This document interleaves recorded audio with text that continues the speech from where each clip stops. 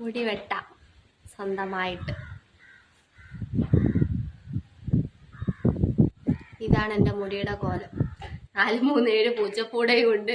അതാണെങ്കിൽ ഭയങ്കര കൊഴിച്ചില്. മുടി ഞാൻ വെട്ടും. ഇത് കാണുന്ന എൻ്റെ കെട്ടിയവൻ്റെ അവസ്ഥ. ആഹാ, ഇതിപ്പോ എങ്ങനെ തുടങ്ങുന്നതെന്നൊരു ഐഡിയയും ഇല്ല. പകുതി കുറച്ച് ഈ തുമ്പൊന്ന് വെട്ടണം, പക്ഷെ എങ്ങനെയാന്ന് അറിയത്തില്ലല്ലോ. ദൈവമേ, ചീപ്പിട്ട് ബണ്ണിട്ട് നോക്കാം. ഇങ്ങനെ ഓരോരുത്തർ ചെയ്യുന്ന കണ്ടിട്ടുണ്ട്. കുളമാവോ? ഇത്രയൊന്നും വേണ്ട, കുറച്ച് വെട്ടിയാൽ മതി.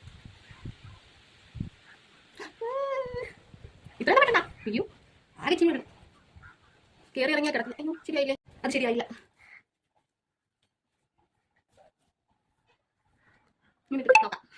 കണ്ട ഗൈസ്, അമ്മയുടെ മുടി.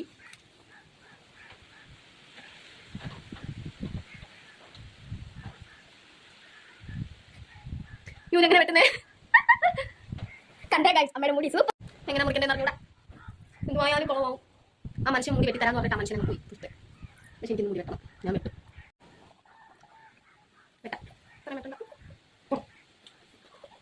വിജയുടെ വലിയ സിനിമ വടിവേലുവിനെ പോലെ കാണാൻ വയ്യല്ലേ.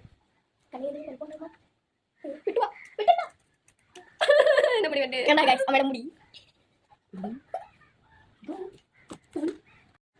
ഇത്രയും ഞാൻ വെട്ടിയതും വെട്ടാത്തതും കണക്കാ. ഇനിയും കുറച്ചുകൂടെ വെട്ടിയെല്ലാം പോവും. മതി.